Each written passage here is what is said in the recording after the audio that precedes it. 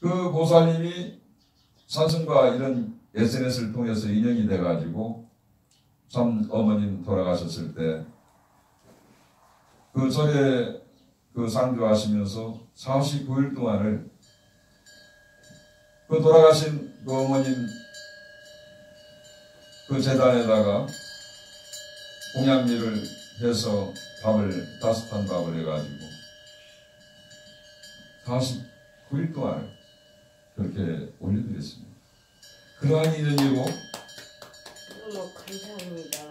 그 연세가 지금 78세 되시는데 참 이렇게 절에서 지금 산성과 같이 함께 이제 수행을 지금 하고 계시지요. 이러한 그 우리 그 정신화 보살님 그 친구인 도반께서 같은 78세의 도반께서 보두카 보살님이라고 하시는 그 서울에 계신 분인데 전화가 온 거예요. 그 전화 그 오신 그 내용은 그 큰아들이 일을 하다가 그렇게 참 많이 다쳐가지고 지금 생사를 지금 헤매고 있습니다. 그렇게 그 자기 아들만 어떻게 좀 살릴 수만 있으면 그 무엇이든지 할 수도 있으니까 우리 아들만 살려낼 수만 있으면 그렇게 좀 그런 절박한 마음에서 그 나오는 그런 말씀을 하시더라는 거예요. 그래가지고 우리 정심화 보살님께서 그렇다면은 지금 여기 우리 큰 스님을 지금 뵙고 그렇게 해서 그 아들을 한번 그 뭔가 도움을 그 받을 수 있으면 그렇게 한번 해보라고. 그래 하셔가지고 그 보도카 보살님이 그 다음날 그 이제 여기에 오시기로 해가지고 산성은 이제 그 정신화 보살님 이제 모시고 그 부여읍내 버스 터미널에 가서 그 보살님을 처음에 뵈니까 그 보도카 보살님께서 몸이 그렇게 상당히 안 좋은 상태로 그렇게 비춰지면서 그 노인의 그 얼굴을 보니까 얼굴이 거무스름한 그 모습이 아주 창백해 보였어요. 아들도 아들이거니와 사승이 볼 때는 그 보도카 보살님이 많이 안 좋아 보였습니다. 네, 안 좋았죠. 그래서 산성은 그렇게 보도카 보살님을 절에 바로 모셔오지 않고 그 부여읍 내에 그 가까운 그 식당에 가서 참 된장찌개 한 그릇을 대접하면서 그렇게 참 오후 늦은 그 점심 식사를 대접하고 나서 기운을 그렇게 차리시더라고요. 그래서 이제 함께 그 보살님을 모시고 절에 이제 와서 그 법당에서 이제 추금 카드를 이렇게 적다 보니까 그 돌아가신 시댁이나 친정이나 그 돌아가신 그 어른들이 조상님들이 아주 너무 기막히게 돌아가신 거예요. 그 일일이 다 말씀을 드리기는 그렇지만은 그 보도카 보살님께서는 고향이 제주도인데요. 그 현시 집안에서 태어나가지고 그 태어날 때 그러니까 그 어머님이 시집을 가셔가지고 아버지하고 그렇게 아버지는 일본으로 돈을 벌러 가시고 그 보도카 보살님 임신되어 있을 때 이 어머니의 품에서 이제 그냥 나오자마자 어머님은 뭐가 잘못돼갖고 바로 어머님이 돌아가신 거예요. 출산을 그렇게 하시고 나서. 그리고 나서 이제 그 보도카 보살님은 이제 외갓집에 외할머님 품에서 이제 자라면서 그 어린 나이에 그러니까 외삼촌들한테 때로는 그 자라면서 가운데 속상한 말을 많이 들으셨다고 하는 거예요. 그러니까 내 동생 너 때문에, 내 딸 너 때문에 참 때로는 죽고 싶은 그런 마음도 있었답니다. 그렇게 이뤘으니까 어머님으로서 그렇게 동생으로서 볼 때 이제 그 좀 뭐가 보두카부살님이 이제 어린 나이 때 잘하면서 좀 짓궂은 일을 했으니까 또 때로는 혼날 때 이제 그런데 그 말 한마디가 콕콕 그렇게 찔렀다는 거예요. 아버지는 그렇게 어머니가 돌아가신 가운데 뭐 젊은 나이 그랬으니까 알았어도 오셨으면 벌써 만났을 터인데 평생을, 그러니까 보두카부살님은 이 세상에 오셔가지고 어머니 얼굴도 못 봤으며 아버지 얼굴도 못 보고 그래 살아오신 거예요. 78년 동안. 네, 그랬답니다. 예. 살았답니다. 그래갖고 살아가지 남편이 6남매였었는데, 그러니까 사람 이녀죠. 아주 남편이 그렇게 가난한 집안이었답니다. 그래서 이제 22살 때 남편을 만나가지고 그렇게 살다 보니까 남편분이 서울에 올라가서 이제 그 직장을 서울에 이제 두고 그렇게 뭘 하려고 하는데 아주 힘들게 그렇게 살다 보니까, 그래서 이제 어쩌다가 이제 서울 올라가서 그렇게 내려오다 보니까 아이를 갖게 됐다는 거예요. 그래서 아이를 갖고서 나같이 참 이렇게 가지고 나서 제주도 왔는데 아이를 낳다가 또 낳고 보니까 그 아들이 그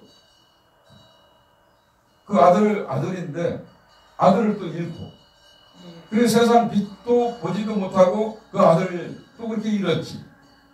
그래서 이제 심지어는 이렇게 못 살고 힘든 가운데 그냥 이혼을 할 그런 결심으로 올라갔다네. 5년 동안을 그렇게 이제 5년 있다가 이제 올라가는데 어떻게 이제 남편하고 그렇게 남편이 거기서 이불 공장을 차려가지고 설설 일어나는 것을, 사업이 이제 조금 일어나는 것을 통해서 도와주고 하다 보니까, 그래서 이제 그렇게 돈을 이제 제법 모아가지고 자수성가를 했답니다. 그래서 시동생하고 그 시누이들을 참 집에서 이렇게 데려다가 키우면서 그 시집장가를 다 그렇게 또 보냈답니다. 네, 그렇게 했답니다. 예.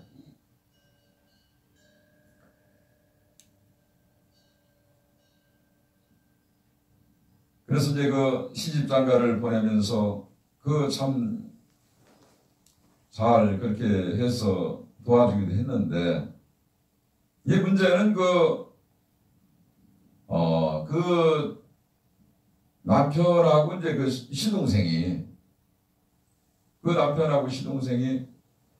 이제 그 참 나름대로 그렇게 그 제주도에 그 산수가, 조상님 산수가 5대주 6대주까지 잘 모시고 그랬는데 그 이때에서 뭔가 그렇게 잘못됐는지 그 묘소가 너무 멀다고 그래가지고 그 가족묘를 갖다가 그렇게 해놓고 나서 이제 사고가 되기 시작한 거예요. 네. 그 산속을 찾아가서 묘가 멀다고 해가지고 집 근처 가까운 데다가 가족묘를 해놓고부터 이제 사고가 생긴 거예요.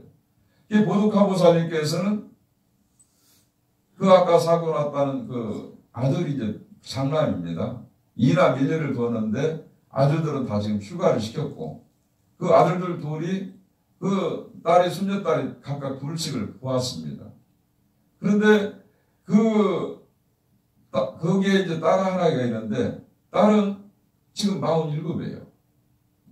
근데 딸은 태어날 때 왼손이 그 뒤를 제쳐져 갖고서 나가 어머니 뱃속에서 나와가지고 지금까지 살아오면서 과일 하나를 지금 깎지 못하고 있다는 거예요. 예, 그렇습니다. 참 그런 가운데서 참 남편이 그렇게 가족 이장을 그렇게 하고 나서 조상님들을 모셔놓고 나서 그 남편 이제 사업이 좀 기울기 시작하는 가운데 큰아들은 중국에 가서 또 남편 하는 이불 공장을 좀 더 넓히고 이렇게 하다가 남편이 힘들게 돼가지고 한 7억 정도를 그 아버지를 또 도와주기도 하고 그렇게 해서 하는 사이에 아버님께서 그렇게 이제 몸에서 이제 그러니까 당뇨병 때문에 합병증이 와가지고 아주 고생을 많이 하셨다는 거예요. 그 서울대 이름 있는 병원 성모병원이라 세브란스 아산병원 다 다녔지만은 병원에서 그렇게 입원을 안 시켜주니까 그래서 이제 결국에는 이 사람이 이제 아버지 남편분이 돌아가실 때 집안에서 침대 자리에서 그냥 피를 토하고 돌아가셨는데 아주 보기가 어려울 정도 그렇게 고통스럽게 가셨다는 거예요. 그리고는 이제 또 딸내미는 그때 대학 2학년 때인가 3학년 때인가 그게 또 내수막 내수막염 그 수술을 3번씩이나 받고 뇌졸중으로 2번 쓰러져서 수술까지 또 받기도 하고 얼마나 고통스럽겠습니까? 우리가 멀쩡한 사람도 잠깐 두통이 오면은 어지럽기만 해도 참 그렇게 힘든 부분도 있는데 머리를 갖다가 5번씩이나 큰 수술을 했으니 그런 가운데 이제 남편이 돌아가시고 지금 아들이 지금 이제 다치게 됐는데 아들을 다치기 전에 그러니까 이제 남편이 돌아가시고 나서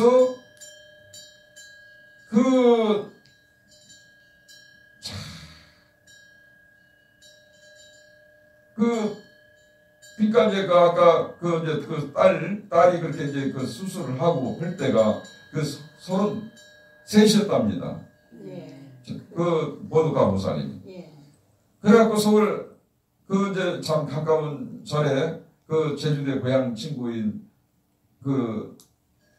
도반을 만나가지고 경국사라는 절에 이제 다니게 돼가지고 참 아주 열심히 큰 스님들 자리에서 또 공부를 또 했고 또 나름대로 참 기도를 하실 때는 법당에 가서 기도를 할 때는 얼마 전에 제가 경국사를 갔다 왔습니다.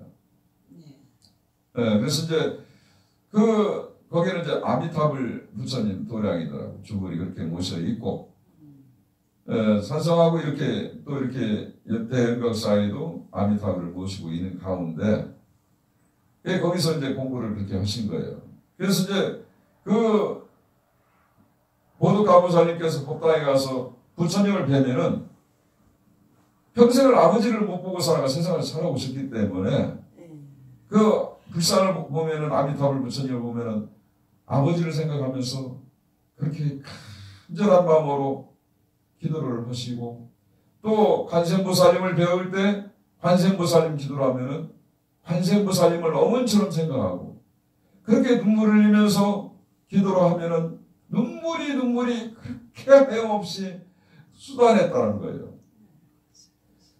딸내미가 그렇게 수술하고 33살 때 그럴 때 그러니까 보도가보살이 33살 때 그렇게 절에 부처님 보고 인연이 돼가지고 오늘날까지 그렇게 이제 기도를 해오시다가 정심화보살님을 통해서 산승의 이제 어머님을 통해서 정심화보살님을 통해서 이렇게 이제 산속에 인도를 받게 된 거죠. 그런 가운데 이제 아까 다쳤다는 큰아들이 그렇게 참 그런 가운데 사고가 난 거예요. 네. 사고가 그렇게 나고 하다 보니까 또 이제 이 큰아들이 이제 중국 간 상태에서 좀 뭔가 이렇게 오랫도록 있다 보니까 또 집시하고 좀 떨어져 있고 뭔가 좀 중간에 불화도 있고 그래서 같이 지금 좀 떨어져 살고 있더라고. 그렇습니다. 그래서 이제 사람이 많이 두 사람이 그런 그 지금까지 간 거예요. 이 아버지가 돌아가시고 나서 그 물려주신 그 이제 땅이 좀 있고 그 재산이 있는데 문제는 거기서부터 발단이 된 거예요. 아버지가 자수성가를 해갖고 돈을 모았지만 그것이 이제 불행의 씨앗이 된 거예요. 형제가 아니까 지금 그렇게 남보다도 못한 그런 가운데 살고 있으면서 거기 시동생 또 시누이들은 그 재산 문제에 인해갖고 아주 그 지금 법정 다툼까지 지금 가고 있는 그런 상태입니다.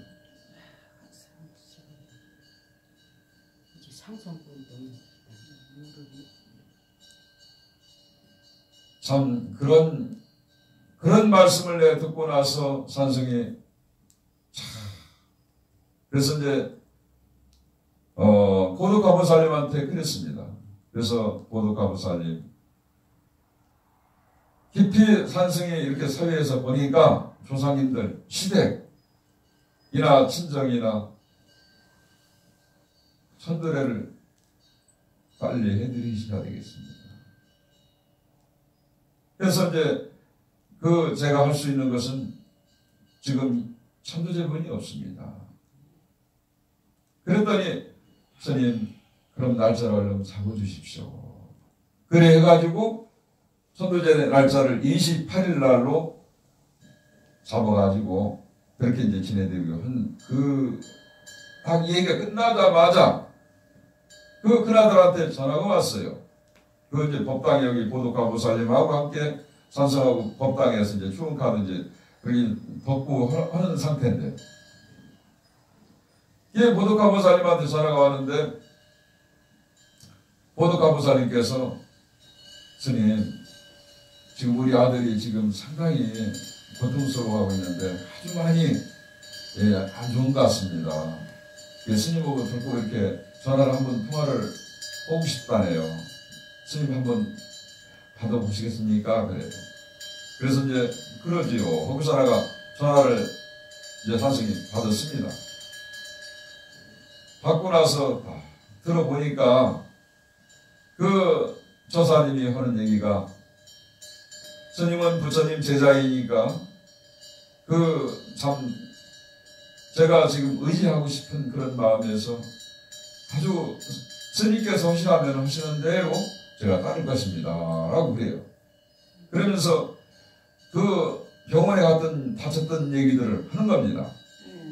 그 일을 하다가 그렇게 이제 참 그 갈비뼈를 다쳐가지고 고통을 받고 있을 당시에 이제 그 병원을 갔답니다.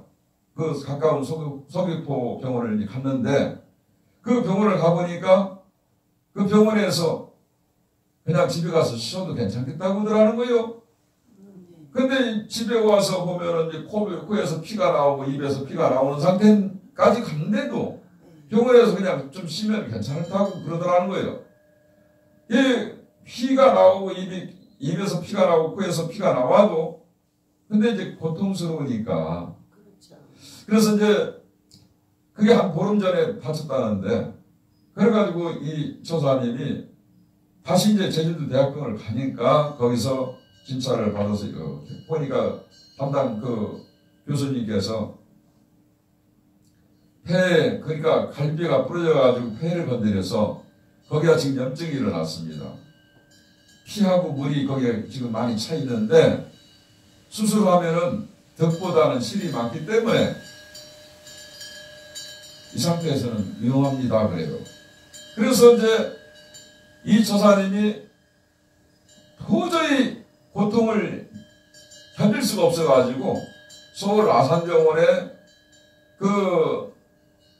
그렇게 5월 4일 날 이제 접수를 해놨답니다. 상담할 수 있는 접수. 근데 본인은 흉부외과로 해달라고 했는데 아산병원에서 이제 소화기내과로 이렇게 돌려놓았답니다. 그러니까 이제 아산병원에서는 아산병원 나름대로 흉부외과는 바로 이제 수술 들어가는 것이고 그러나 이제 그 생각이 있기 때문에 그 이제 어떤 소화기 기관에 어떤 문제가 있을 수도 있기 때문에 소화기내과로 돌려놓지 않았나 저는 그렇게 보고 있습니다. 그렇겠죠.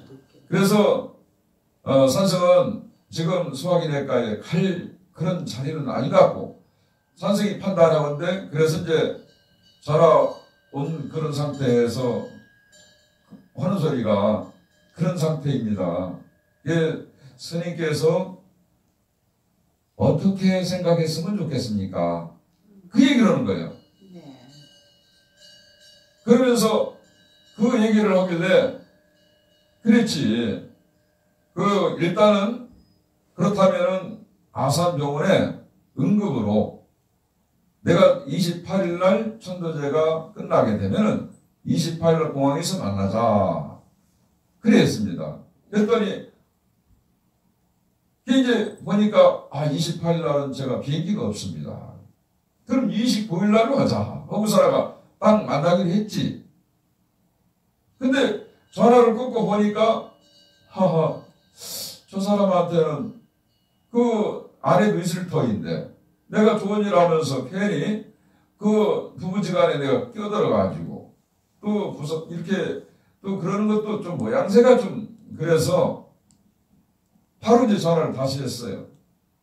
집 식구 옆에 있지? 만날 수 있지? 하니까 예 스님 그렇다면은 집 식구 같이 오시게. 그래가지고 29일 날 서울 아산병원 응급실 앞에서 2시에 딱 만나기로 했습니다. 그렇게 하고 천도제가 이제 들어가기 전에 그렇게 이제 하고 근데 이 처사님이 그때 당시에 얼마나 참 그렇게 고통을 받고 있었던가 하면은 그 일주일 동안을 꿈을 꾸면은 돌아가신 아버님이 5년 전에 돌아가셨는데요. 그 아버님이 엄한 모습으로 꿈속에 나타나갖고 그러니까 본인이 그 아버님 돌아가신 산소 앞에서 아버님한테 잘못했다고 계속 반복되는 꿈을 갖다가 일주일 동안 꾸었다는 거예요. 꿈을 깨고 나서도 울었다는 거예요. 그래서 더 살기는 힘들 것 같습니다, 스님. 그래서 제가 집 식구하고 딸 둘이 있는데 딸 앞으로 유서를 지금 써놨습니다. 그렇게 준비까지 하고 있다는 거예요. 그래서 그런 가운데 이제 스님은 그 저사님한테 29일 날 서울 아산병원에서 2시에 만나기로 하자 이렇게 약속을 했지요. 네. 그리고 이제 산성은 그 천도제가 들어가기 전날 그러니까 28일 날 아침에 아산병원에 전화를 해가지고 그래서 이제 그 소화기내과를 5월 4일 날 그 해놓은 것을 흉부외과로 4월 30일 날 그렇게 이제 돌려놨습니다. 날짜를 땡겨가지고 그렇게 해서 이제 딱 해놨습니다. 그 흉부외과의 그 이근봉 교수님한테 그렇게 이제 딱 해놨어요. 숫자를 보니까 5월 4일이라는 숫자는 죽음의 숫자입니다. 그 숫자를 뒤집어 보면 45라는 숫자인데 45는 죽음의 수예요.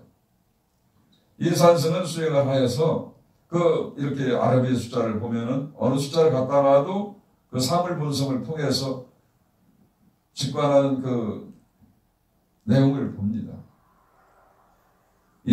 우리가 살아가는데 이 숫자가 상당히 중요합니다. 이름 중요하고 그런 것을 볼 때 만약에 이 서사님이 5월 4일 날 병원을 들어가게 되면 다시 흉부외과로 날짜를 또 수술 날짜를 잡아야 할 것이고 그렇게 볼 때 그러면은 벌써 많은 시간을 놓치게 되지 않습니까?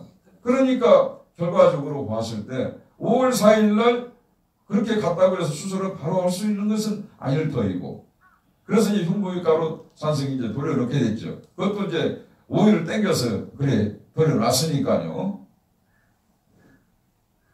그러고 나서 천도제를 4월 28일 날 마치고 나서 우리 자리에 계신 정심화보살님을 모시고 또 그 당시에 천도제를 마친 상태 자리에서 보도가보살님들이 오셨으니까 그래서 산성이 차로 이제 보도카 보살님과 그 정시화 보살님 두 분을 이제 모셔가지고 서울 아산병원에 그 2시 그러니까 되기 전에 한 30분 전에 우리가 도착을 했죠. 예. 그래서 이제 산성이 그 응급실에 들어가가지고 그렇게 이제 바로 환자가 오면은 저사님이 오면은 그 입원을 할 수 있도록 조치를 해놨습니다. 그 해서 이제 다 그렇게 해놓고서 2시에 그러고 나서 처사님이 그렇게 딱 도착을 했을 때 딸이 운전을 해서 그렇게 집식구하고 같이 왔더라 이 말이에요. 그래서 그 보는 순간에 그 처사님을 보는 순간에 그냥 바람만 불어도 그냥 날아갈 것 같은 아주 그냥 가냘픈 모습으로 허리가 젊은 사람이 나이가 50인데 그죠? 아니 그냥 그렇게 아주 깡마른 모습으로 그 산성 앞에 선 모습을 보니까 마음이 참 아팠어요. 예. 그러나 그래도 산성이 그 응급실에 다 조치를 해놨기 때문에 바로 들어가가지고 그래서 참 그 입원해갖고 이제 사진 CT 검사를 5시간을 받게 되는데 그 저사님을 딱 보니까 그 저사님 목에 걸린 그 핸드폰 케이스를 보니까 보라색이 아주 그냥 그 목에 달고 있는 핸드폰 케이스에 아주 보라색으로 이쁘게 꽃 모양도 또 들어가 있더라고요. 티셔츠를 보니까 티셔츠가 또 보라색이야. 그래서 저 사람이 이렇게 산성과 알게 된 그 인연, 저렇게 아플 수밖에 없는 그런 모습, 그걸 이제 보게 됐어요. 그 유명한 철학 박사가 그런 얘기를 했습니다. 보라색 장신구를 가까이 하는 사람은 그 순간부터 몸이 아프고 슬픈 일이 찾아온다는 것을 알아라고 그런 말도 한 적이 있어요. 이 산성은 그러한 도리를 수행한 인연으로 알게 되었죠. 그래서 보라색은 꽃 중에 꽃, 그 대표하는 꽃입니다. 이 지구상에는 본래는 황토색인데 황토색을 덮은 게 푸른색이에요. 세상에 많은 꽃들이 있지만은 푸른색 꽃은 없습니다. 저마다 꽃이 피어나지만 빨갛고 노랗고 하얗고 꽃들이 피어난 각색이 다 있지만은 푸른색 꽃은 없다 이 말이에요. 꽃 또한 역시 그렇게 자신을 드러내는 그 모습 또한 그렇게 아름답게 피어나고 그럴 때 볼나비가 나와서 꿀을 빨아서 그렇게 줄 수 있는 그런 꽃 주변에 많이 있지 않습니까?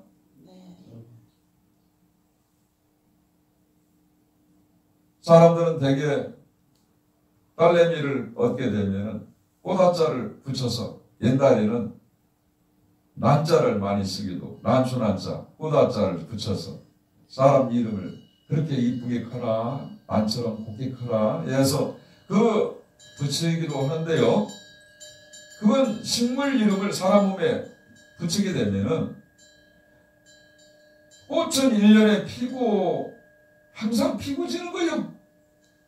근데 그 사람님의 이름 속에 꽃한자라 그 난초난자를 갖고 있는 사람들은 잔병치레가 많고 수술을 많이 합니다. 저는 주변을 통해서 많은 사람들이 그 불자님뿐만 아니라 이렇게 동안가나 그 하안가나 끝나면은 걸방을 메고 천국을 그렇게 많게 오르면은 여실하게 그런 사람들이 또 비춰지고 또 그 인도하고 그런 도리를 알기 때문에 그래서 그 처사님한테 그랬어요. 앞으로 보라색을 가까이 하지 마시오. 하니까 스님 말씀이라면 닦겠습니다. 그래요. 그래서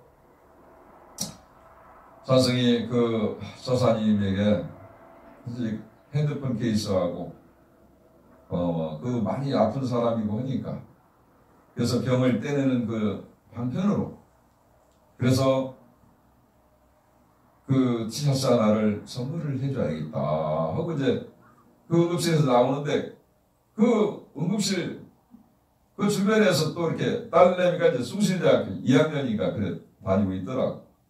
그래서 딸내미한테 그랬지. 그 묻기를 그 아빠가 보라색을 많이 좋아하시지? 하니까 딸내미가 하는 소리가 스님 그것을 어떻게 하세요?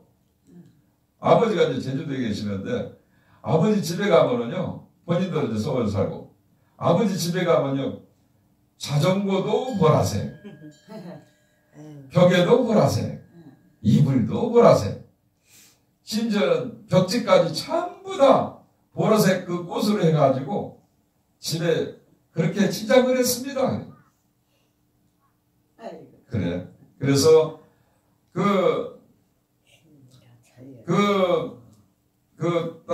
딸하고 그래서 선생님이 그 아빠 그 핸드폰 케이스하고 그 티셔츠를 하나 선물을 하고 하는데 같이 따라갈래 하니까 예 그러겠습니다 하면서 그렇게 이제 그 아산병원 그 이제 그 택시들 많이 있잖아요 응급실 앞에 네. 그 택시를 타고서나가 예 같이 그 따라야 하고 그 가까운 곳에 이제 시장이나 이렇게 가서 좀 사다 주려고 그랬더니만 그래서 이제 그 택시한테도 내가 그랬어 가까운 시장 근처에 좀 내려줘서 이렇게 그랬더니만 이 택시기사가 그 현대 무슨 백화점 앞에 그 넓은데 아주 거기다 그 사람들 마음대로 그렇게 산소를 내려주는 거예요. 그래서 이제 참 그 백화점으로 들어갔지. 들어갔더니 그냥 무슨 빨간 모자 쓴 그 샵시들이 그냥 입구에서 뭐 그냥 친절하게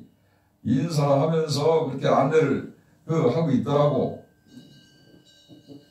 그래서 그 이제 핸드폰 케이스 파는 데하고 티셔츠 파는 데를 물어보니까 5층하고 6층이 있다는 거야. 그러냐. 그래서 뭐 높은 건물 올라가면은 보통 이제 엘리베이터를 타고 사람 올라가지 않습니까? 네. 거기는 구경하다. 그것